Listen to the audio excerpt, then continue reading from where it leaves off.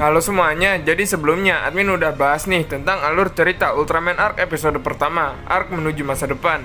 Dan seperti yang admin bilang di video itu, admin akan membahas hal menarik apa saja yang sekiranya muncul di episode pertamanya itu.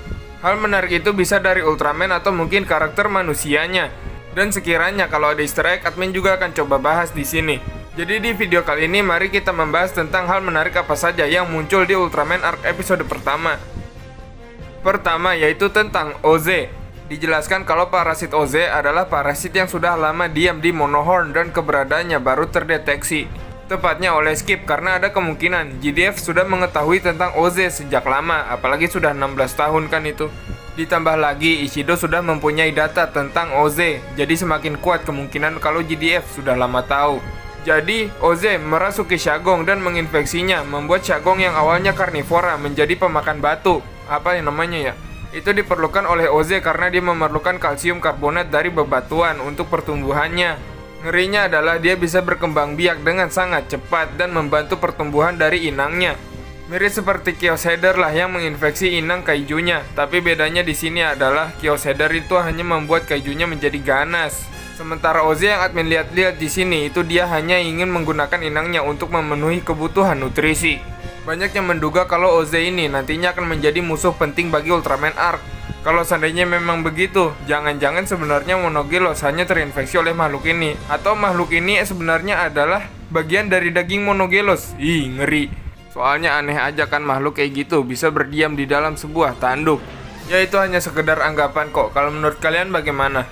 Kedua, kejadian sebelum Ultraman Arc episode pertama. Yap, di bagian awal episode pertama kita bisa lihat kalau Ultraman Arc sudah melawan Digelos duluan.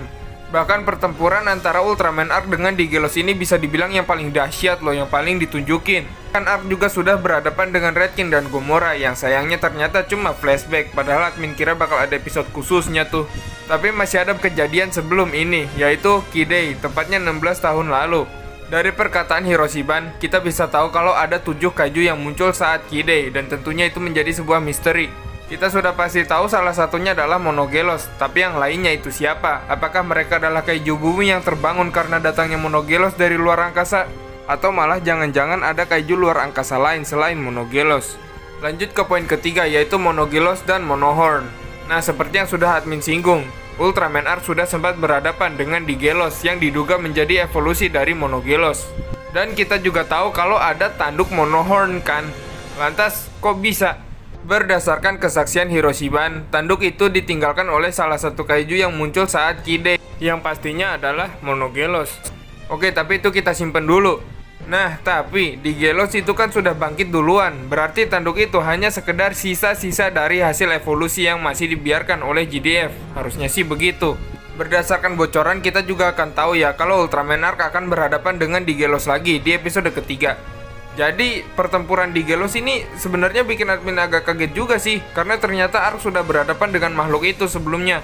Pertanyaan admin adalah apakah sebenarnya Digelos itu sudah ada sejak 16 tahun lalu? Admin beranggapan begitu karena aneh aja, masa iya Monogelos meninggalkan tanduknya yaitu Monohorn begitu saja. Ada satu hal lagi yang mungkin bisa mendukung tentang hal ini, yaitu Yuma. Di sinopsis episode 3 disebut kalau Yuma harus menghadapi mimpi buruknya, yaitu kaiju yang muncul saat Kidei.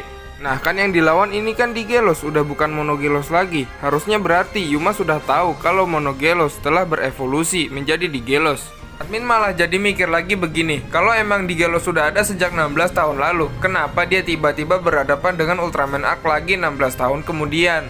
Mungkin begini nih, Monogelos atau Digelos itu tidak berhasil dibunuh di 16 tahun lalu oleh Russian, makanya dia bisa bangkit lagi di zaman sekarang. Dan pada pertempuran Ultraman Arc melawan Digelos, Digelosnya juga sebenarnya tidak berhasil dikalahkan lagi. Barulah di episode ketiga, Arc akan menghadapi makhluk itu lagi untuk ketiga kalinya. Dan entah apakah kali ini Arc berhasil membunuhnya atau tidak.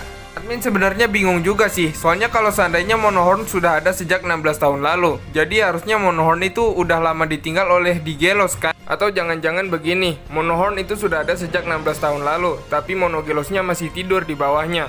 Nah, saat Monogelos bangkit, dia sudah berubah menjadi Digelos dan meninggalkan tanduknya di situ. Belum lagi kita tahu kan kalau yang muncul 16 tahun lalu itu Monogelos, belum menjadi Digelos.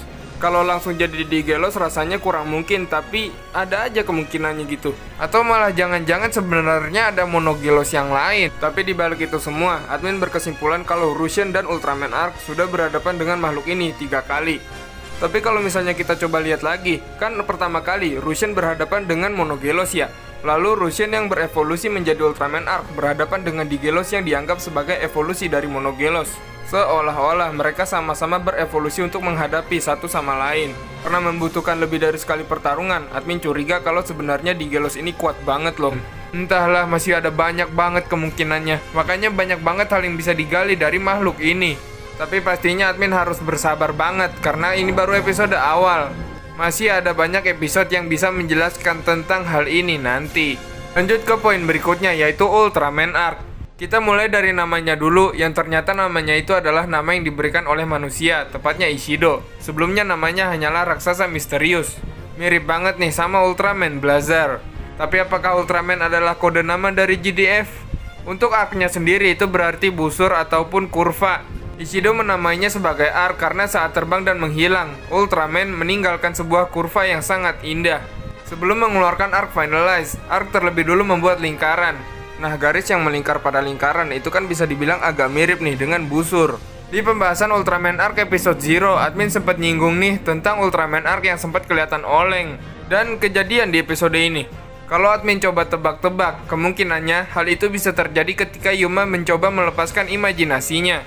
Dan imajinasinya itu dilepaskan berupa sebuah jurus baru. Soalnya sebelum kepalanya agak oleng, Arc meminta Yuma untuk melepaskan imajinasinya. Untuk Arc Giga Barrier mungkin Ultraman Arc tidak seperti itu karena Arc Giga Barrier sudah keluar ya saat dia berhadapan dengan Digelos sebelumnya.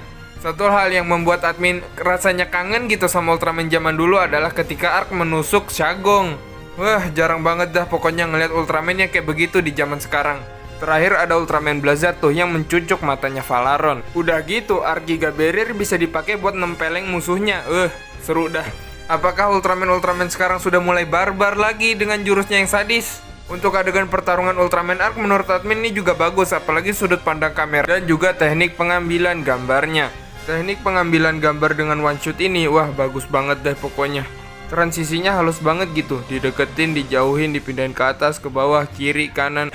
Bagian favorit admin adalah ketika Arc menebas Oze yang sangat besar itu. Keren aja gitu, bergaya.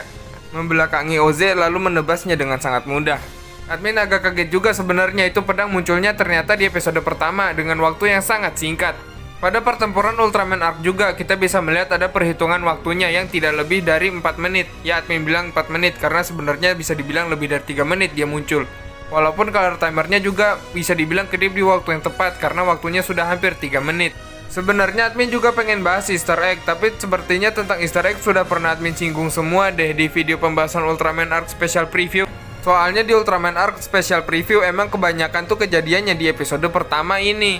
Jadi oke, mungkin segini dulu pembahasan kita di video kali ini tentang hal menarik apa saja yang muncul di Ultraman Arc episode pertama. Mungkin kalau ada yang kelewat boleh kalian tambahin di kolom komentar. Terima kasih sudah menonton, jangan lupa subscribe dan sampai jumpa di video selanjutnya.